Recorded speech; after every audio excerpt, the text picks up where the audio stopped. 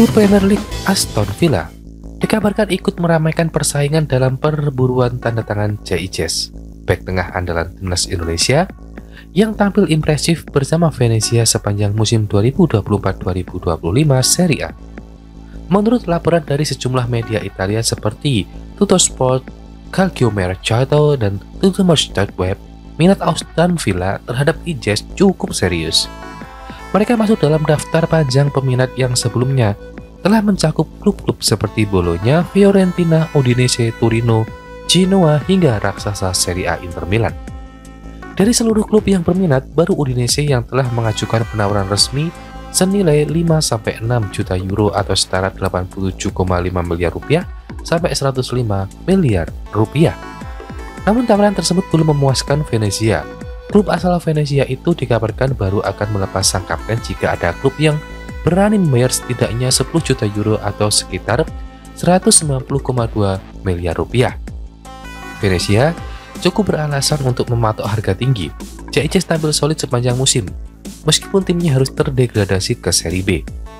Penunjukan Ijes sebagai kapten tim oleh pelatih Eusebio De Francisco menjadi bukti bahwa ia tak hanya tangguh secara teknis, tapi juga berperan sebagai pemimpin di lapangan. Ketertarikan Aston Villa disebut meningkat setelah Venezia resmi terdegradasi. Klub asal Birmingham itu tengah mencari opsi tambahan di sektor bek tengah untuk mendampingi nama-nama seperti Ezri Konsa, Tyrone Mings, dan Pau Torres. Villa menilai Ijes memiliki potensi berkembang di Premier League.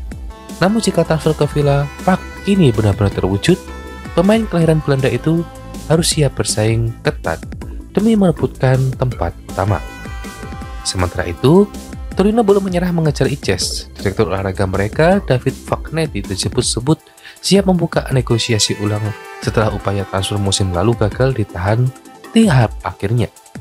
Dengan performa stabil dan statusnya sebagai kapten tim, Jaijes kini menjadi salah satu bek paling diburu di bursa transfer Eropa musim panas ini. Apakah masa depannya akan berlanjut di Italia, bertahan di Serie B, atau menembus panggung Premier League? Hanya tinggal menunggu waktu.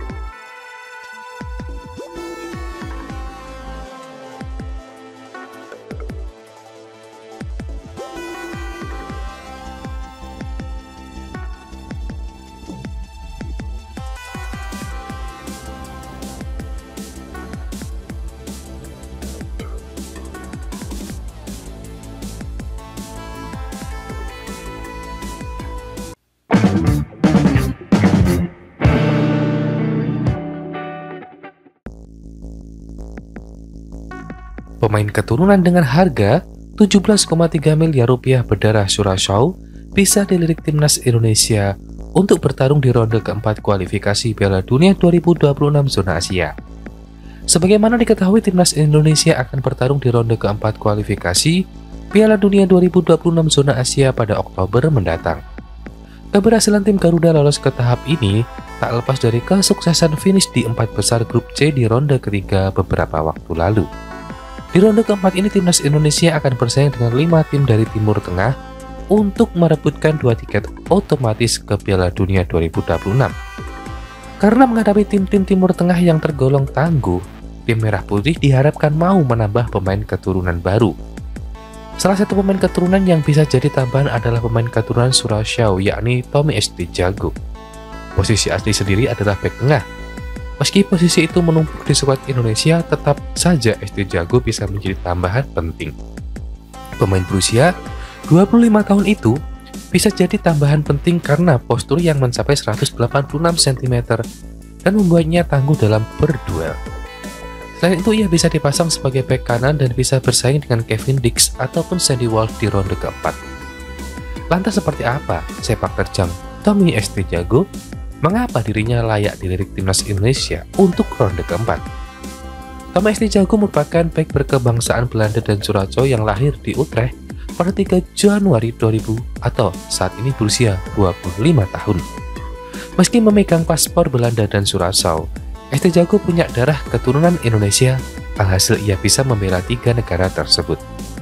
Hanya saja ST Jago baru pernah membela timnas Belanda di level kelompok umur, yakni bersama De Oranje U17 dan U18. Karena baru bermain di level kelompok umur, maka pemain jebolan Ajax Amsterdam dan FC Utrecht ini bisa dipinang oleh Curaçao ataupun timnas Indonesia. Berbicara soal karirnya, ST Jago memulai kiprahnya di Akademi Ajax dan FC Utrecht. Ia berhasil menembus level profesional pada musim 2019-2020. Tercatat ST Jago pernah jadi andalan tim utama FC Utrecht hingga musim 2022-2023. Namun pada di musim panas 2023 dirinya harus dilepas ke Willem II dengan gratis. Di Willem II, ST Jago bermain selama 2 musim dengan menorehkan 64 penampilan dan mencatatkan 4 gol di segala ajang. Sayangnya di musim terakhir, Willem II terdegradasi usai tumbang dari SC Telstar di play-off degradasi era divisi 2024-2025. Hal ini membuat ST Jago kemudian dipinang oleh tim Belgia KF Mechelen pada musim panas 2025 ini dengan status bebas transfer. Bukan tanpa alasan KF Mechelen merekrutnya. Pasalnya ST Jago masuk dalam salah satu dari 15 back terbaik di 7 liga top Eropa dalam memenangkan duel. ST Jago berada di ranking 13 dari 15 back yang paling banyak memenangkan duel di 7 liga top Eropa. ST Jago tercatat memenangkan 151 duel dengan lawan sepanjang 2024-2025 dan hanya kalah 28 duel dari tim jungkuk kapten timnas Indonesia yaitu JICS yang ada di posisi ketiga. Karena kepiawaian dalam memenangkan duel, maka ST Jago bisa jadi tambahan penting bagi timnas Indonesia di ronde keempat. Apalagi lawan-lawan Indonesia di ronde keempat diisi oleh tim-tim Timur Tengah yang mengutamakan kekuatan fisik dan duel-duel udara untuk mencetak gol.